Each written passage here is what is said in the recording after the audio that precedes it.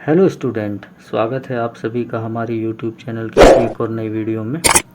जैसा कि आप हम इम्पोर्टेंट क्वेश्चंस की सीरीज़ कर रहे हैं जो कक्षा 10वीं विषय गणित से संबंधित है। हमने पिछले वीडियोज़ में अध्याय 1 से लेकर अध्याय 4 तक के महत्वपूर्ण प्रश्नों को देखा था। आज यहाँ हम अध्याय 5 समांतर श्रेणी के कुछ महत्वपूर्ण प्रश्नों को यहाँ देखने वाले हैं।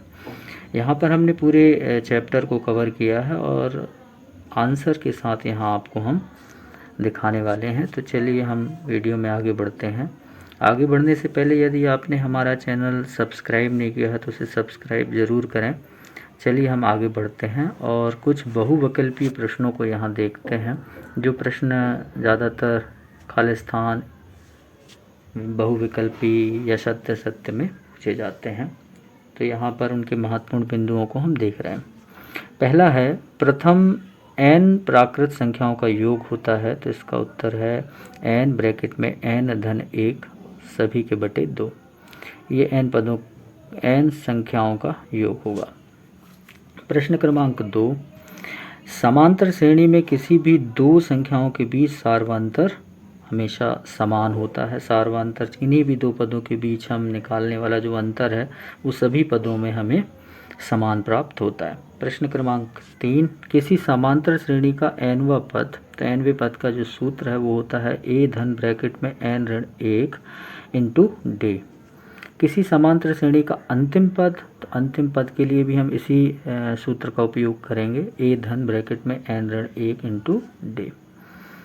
पांचवा बिंदु देखते हैं, किसी समांतर श्रेणी का n पदों का योग, तो n पदों के योग का जो सूत्र होता है वो होता है Sn बराबर n/2 बड़े ब्रैकेट में 2a धन छोटे ब्रैकेट में n-1 और ब्रैकेट को बंद कर देते हैं। इसके बाद अगला बिंदु देखते हैं 6, समांतर श्रेणी 2, 4, 6, 8 डैश डैश का 10वां पद होगा, तो 10वां पद इसका होगा 20। इसे हम इस फार्मूले में रखकर निकाल सकते हैं।